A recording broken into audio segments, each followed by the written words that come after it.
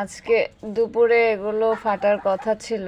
আমি অনেকক্ষণ ওয়েট করেছিলাম, দেখি যে অল্প একটু ফেটেছে, এরপর আর ফাটছে না। তো যার কারণে আমি এদেরকে সার্জারি করে বের করে দিয়েছি। এই যে মাশাআল্লাহ কত সুন্দর একটা গোল্ডেন হাঁস। এই হাঁসটা সাদা হবে। আমার এবার সাদা হাঁসের বাচ্চা ফুটেছে অনেকগুলো, প্রায় 8-10টার মতন হবে। এর মধ্যে 2টা আবার মরেও গেছে। তো এখন এই বাচ্চাদের কাছে থাকুক, এগুলোর আরও তাপ লাগবে। আর যেহেতু আবহাওয়া খারাপ, বাইরে অনেক ঠান্ডা।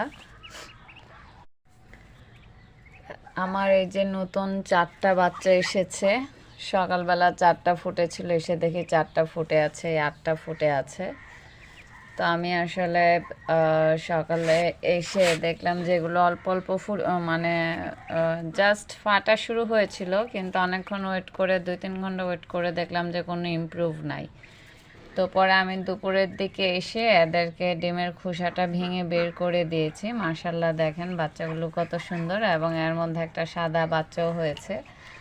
এই খোসা ফেটে বের না হতে পারার কারণে আমার এর আগে আজকেই প্রায় ফেললাম 5টা ডিম, মানে এখান থেকে আরও 5টা ডিম নষ্ট হয়ে গেছে। তো আমি যদি এগুলো একটু ইয়ে করে দিতাম। তো মাশাআল্লাহ এখন দেখতে আসলাম যে এদের কি অবস্থা। এরা তো মোটামুটি চটপটে হয়ে গেছে। আমি তো ভাবছিলাম আমি সার্জারি করে দেওয়ার পরে এরা বাঁচবেই না, কিন্তু এখন তো মাশাআল্লাহ এরা বেশ ভালো। আর এবার সাদা হাঁসের কালেকশন করছি, কারণ আমার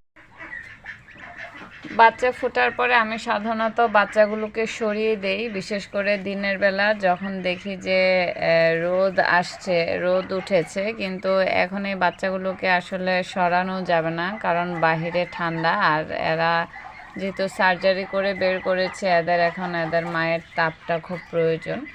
তো এই যে আমার হাঁসটা এই যে দাঁড়িয়ে আছে, এই বাচ্চাগুলোকে বুকে নিয়ে এরা থাকে, আগলে রাখে সন্তানদেরকে।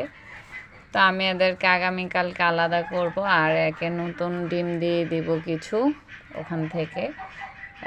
দিয়ে দিলে তাড়াতাড়ি ফুটে যাবে আশা করি। তো এই হচ্ছে আর কি অবস্থা।